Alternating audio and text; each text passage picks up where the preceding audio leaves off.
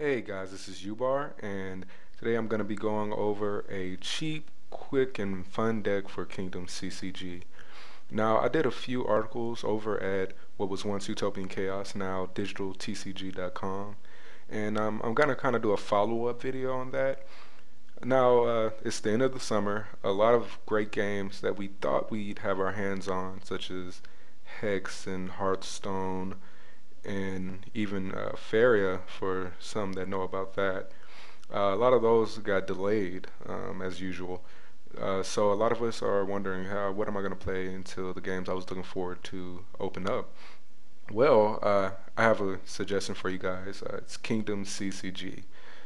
So it's a great lane-based card game. I've been playing it for, it's coming on a year and a half now, almost since it started, and I've really got to see this game mature. So enough with that. I'm gonna give you guys kind of the run through on a deck that you can make pretty early on and is pretty cheap, and it will get you guys through the beginning stages to where you can start buying or you can start earning gold to buy heroes, more cards, etc. So Kingdoms is free to play. Some might say it's a little bit pay to win, but not always. They have arenas for beginners, known as the beginners and limited arenas, in which you have a strict cap on the rarity of cards you can have in your deck. So that means in standard, which is kind of the main top tier arena, or some might call it the pay to win arena, you see decks. I'll give you an example of one of my decks that I use in standard that are just full of purple. Purple's epic cards, and those are going to be the rarest cards. This is my favorite deck. It's a Noran deck. But hey, say you're just starting. You start off in the campaign. You go around in the campaign. You gather gold. You unlock a few heroes. And now you're ready to start farming gold or playing against other people in PvP a little more seriously. Well, here's a nice cheap deck for you. Now, the prerequisites for this deck is probably that you've been playing for about a week or so. You have to unlock Amarus, which is a hero that you get for free pretty early on in the campaign, and that was the hero I was showing earlier. Also, you would need to have unlocked Relentless Bones, which I believe you get from unlocking, or you unlock it after you've played maybe 50 undead cards, something like that. And also Tenacious Demon, which I believe you unlock at the Amarus challenge after you defeat that. So these two are both great cards. They're both pretty cheap. I think Tenacious Demon is 15,000 gold. Relentless Bones is about 5,000. So great cards. Definitely refer to my article on what to buy, and you'll see a lot of these cards in this deck. So, say you've been playing for about a week, maybe two, and you're like, okay, this game is kind of fun. I put a little bit into it just so I can start playing a little more seriously. Well, Kingdoms offers these great bundles, starter bundles, which are I definitely wish I had these when I started. They are an amazing deal. 50 creds, or it'll be 50 or $5 equivalent to whatever site you're on. I'm playing this off of Congregate, which I recommend playing for the most part. Um, so yeah, some of the top ones are this Ancient Starter Pack you see here, mostly because of this guy, Ancient Wills, and one of my favorite cards, one of the most powerful cards in the game ever is Skybreaker Giant, and just a bunch of other great cards too. Um, Elemental, which mine is going to focus on, is another great one, mostly because of the rares here. Thundercat is one of the top rare creatures in the game, besides maybe Tenacious Demon and a few others. And the Alchemy starter just has Rejuve. Rejuve is kind of the cornerstone of the game. If you want to play competitively, you pay no mana to receive a bunch of benefits. Alright, so anyway, this video is going to revolve around you buying two of these elemental starter packs. Of course, you don't have to buy a starter pack to get these cards. You can get them in packs or whatever, but for $10, you'll get 2 copies of every card you see on the screen right here, and you're going to be in amazing shape to play in limited arena, and definitely beginner arena. You'll just crush the computer in limited arena. So let's give it a whirl. Okay, so this is my Amarus deck that I'm going to show you guys. It has the 3 Relentless Bones that I mentioned earlier. They're just really great because, not only are they just efficient in terms of them being a 1 for 1/1, they also have reassemble. So after this guy dies, you have another 1/1 waiting to block your opponent. So they're just so annoying and ridiculously efficient. And I tried to make sure that this deck had a nice balance of commons, because I want you to be able to make this deck pretty early on. Fire Spawn, since you're buying the Elemental starter pack, works really well with it. It's a 3/1 for 2, which is pretty awesome. I mean, you're not only able to swing for some heavy damage, doing 3 damage in Kingdoms is pretty large, because maybe on average the heroes start off with 15 health. So right off the bat, you're taking 20% of their health out. So, or you're blocking another big creature with 3 health. So great card. Drawback is that it deals 1 damage to your hero if you control no other elementals.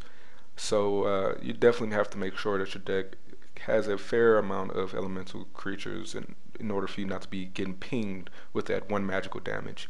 And this is very important with this Amarus deck because of Amarus's abilities, which I'll go over a little later. You'll be taking damage from your own abilities, so you don't want to take too much damage from other cards, or you'll just run out of steam fast. And this is definitely an aggro deck. It's going to be quick battles, and you're able to grind for gold really easily. I throw a zombie thug in there. This is a common 2 for 2, or 2/2 for 2. If you're looking to fill up spots in this deck, just put in 2s for 2s, or 2/2s for 2s, I'm sorry, and until you get all the cards you need for this. Air Elemental for a long time was the best 2-drop in the game. Definitely maybe still one of the best. There's just so many other cards out right now. But anyway, so it's a 2 for 2/2. And it has range, which means it can block flying creatures. Great card, solid, not an all-star or anything, but it's just a solid creature for your deck. The reason that the Zombie Thug isn't Air Elemental is because I'm, going under the precursor that you guys don't have all the cards you want, so you only have two Air Elementals. Another great card is Scrapper Troll. This guy's pretty new. I think he's core. Yeah, he's core. He was part of a core expansion. Basically a 2 for 2/1, which is like, it's not horrible by itself. And on enter, if your enemy controls 2 or more creatures, this guy gets +1/+1. So he gets +1 attack and +1 health. So you get a 3/2 for 2. That's pretty ridiculous. Like I said, he's swinging in for 20% damage, or he's just making a great block. He has 2 health, means he's not such a softie, and he's only 2 mana. Great card to have, especially if your opponent's trying to play a little aggro too, or just trying to build board presence. Swift Ghoul is a great card with Amarus. As I said, Amarus is going to be dealing damage to itself because of his abilities. And so Swift Ghoul, which gets haste, means it can attack the first time it's played. If your health is less than your opponent's, means that more often than not you're going to be able to attack with this guy. This deck probably has a lot of burst damage, and Swift Ghoul personifies that. Great card, still great even though it was nerfed a while ago. Swiftshot Ranger is one of the best 2-drops in the game. Here you have a range, even though I would prefer maybe, I don't know, range is fine I guess. And it has haste, meaning it can attack really quickly. And on enter, it deals 1 damage to the hero. This damage is near unblockable. So a lot of times you're coming in for 2 damage just right off the bat, and you have a 1/1 creature to deal with. Great quick card for a haste deck, and it's elemental, which helps your fire spawn. So 2 Sylph Assassins, these are rares, and you get both of these from those starter packs that I was telling you to buy earlier. Once again, this is one of the greatest cards. The core set, well, the game has, 4 sets now. The core set is still maybe my favorite besides Rise. It's just so many great cards. Sylph Assassin, you do 3 damage to your opponent, and you still have a flying 1/1, so you could probably ping him for a few more before your opponent realizes, hey, I need to get rid of this guy. So definitely a momentum changer. Gets rid of cards like Vengeful, Titan, um, even a few demolition golems. Speaking of, I put a few of these in here. They aren't too hard to get early on in the game. I think they give you a few for free. 4-drop, 3/3, which is pretty good. Also has volatile, which means that he's going to do extra damage after he dies to the opposing creature. Pretty awesome. Um, like the air elemental, he's not an all-star, but he's definitely a threat. This is a card where I'm like, do I really want to put this in here? Might as well. You're going to get 2 of them from the uh, elemental starter once again. It's a hasty guy that deals 1 damage to the opposing creature on enter and then swings for another 2 with his attack. It's a good card. Kind of useless ability if your opponent doesn't have any creatures, but hey, it's elemental, help your fire spawns, and with Amarus's abilities, you can pull off some pretty nasty combos with this guy. And the reason why I was like, should I put Lightning Elemental is because of Thundercat. Thundercat is amazing. As I said, one of the best rares in the game. This guy right now, he got a semi-buff a little while ago, so he should be epic in my opinion, but whatever. This guy, before he attacks, he's going to deal 1 damage to each of your enemy creatures, and this is huge. That means if your opponent's trying to block with a little puny 1 health fire spawn, you put this guy out, boom, fire spawns no more, and he swings in for 2, and also maybe he takes out a swift shot that your opponent had on a lower row. So Thundercat is going to be one of the all-stars of the game. Um, Personally, if you get more Thundercats, I'd recommend maybe taking out a Swift Assassin and putting one in, or a Sylph Assassin and putting one in, or something else. As I said, this is for beginners and limited arena, so you're only going to be able to put in 8 rares, 2 epics, and 1 legendary. No legendary in here, though there are some good legendaries that might work well with this. Anyway, so your rare slots are pretty precious and limited in beginner arena. So Thundercat is definitely a good use of those. So your epics that you got from your elemental starter pack are 2 Maelstrom elementals. This lovely lady right here does 2 damage to all creatures on the board, and then it has 3 attack to boot. I used to love Maelstrom Element or Maelstrom Champion back when the game first started. It's lost a lot of luster now because of so many other great cards that come out, especially great epics. So you're probably gonna want to switch this out for another epic if you get a better one down the road. Maybe I'll talk about those if you guys want me to. But for this deck, it's fine. It might be a little too heavy on creature removal, but your board control is gonna be pretty outrageous. And like I said, because of Amarus, you're gonna be able to pull out some pretty sick combos if your opponent tries to pull out a tough creature. Tenacious Demon. This is my baby right here. Tenacious Demon is one of the best cards in the game, period. It's the best rare creature out there. It might be one of the best creatures, maybe top 5. Anyway, so Tenacious Demon, a flying with Pierce. Pierce ignores armor, which it doesn't mean anything in this deck since you have so much magical damage. He swings in for 3. It's 5 costs, which is, I mean, it's kind of expensive, but not really. Swinging in for 3. He's tough because he has 3 health. And okay, yeah, your opponent gets rid of him. Bada boom, he's back the next turn because he resurrects if there's a corpse of him out, and then he resurrects with dust, meaning that he won't leave a corpse and he can't resurrect anymore. Great card. He's so mana efficient. You're basically getting 2 creatures for 3/3 flying creatures for 5 mana, which is ridiculous. A 3/3 flying creature is probably worth 4 mana, maybe 5 already. So the fact you're getting 2 is crazy. It does deal 2 damage to yourself, which is something you have to watch out for with Amarus. But Amarus is a race. You're going to be dealing a lot of damage to yourself, but hopefully you're dealing more to your opponent. Now here comes the spells. The spells are a little lackluster. I'm just doing spells that I think are going to be pretty easy to get. Diminish may not be as easy to get. You can replace this for some shatters. Shatter is a spell that destroys a gear, so and maybe you replace those for shatters. Why not? But anyway, Relinquish is going to take away one charge from each of your abilities, which is going to be 3 charges if your abilities have a charge in them, and you're going to get mana. So this is just great for an extra push. Say you don't really need your abilities right away, but you want to get a Tenacious Demon out, or better yet, a Thundercat if you want to go for final 2 damage. Relinquish is great.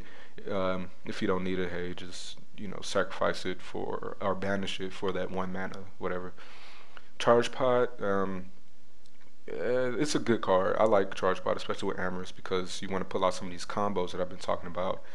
And it adds 1 charge to each ability. Pretty efficient, because it's 3 abilities. You could use it or not use it. That's just my personal preference. I like charges, dealing with charges a lot. As you can see, because I have 2 diminishes. I kind of put these last 4 in because they're commons. They're pretty easy to get. But you target an opposing ability and it loses 2 charges and 1 other charge in each other ability. Really good card. Doesn't really see a lot of play anymore. If you can get this card, I like it better. It's called Deplete. This is one of my favorite cards. I use it in every single deck. It takes 3 charges from ability or an opposing opponent's abilities, which means an ability that they were waiting for to hopefully swing the game for them. They don't have it anymore. It's an awesome card. But anyway, you have Diminish Instead. It's still really good. It's just as good in my opinion. A little less so. 4 Firebolts. You're going to get 2 of these from the Elemental Starter, and hopefully you get 2 more. If not, just throw something in there. Throw an Imp in there, whatever. It deals 2 magical damage. Just basic cards like all other Firebolt and cards from other TCGs. Great removal. As I said, it might be too much removal in this deck. Maybe you could put more creatures in here. I already have 28. I mean, come on, guys, give me a break. And 2 Fireballs. Once again, you're going to get this from your Elemental Starter Pack. Fireball is basically like Firebolt on drugs. It deals 3 damage instead for 3 mana, which is fair. But then it does 1 damage to each adjacent creature. That's pretty nice. Yeah, anyway, Fireball is a great card. It's one of the best spells in the game, especially rare 3 mana spell. I think it might be one of the best, period.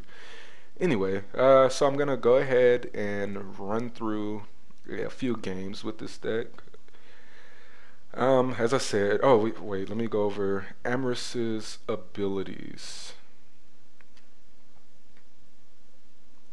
So, here you go. Amarus has 15 health, 2 mana. It's the basic free hero stats.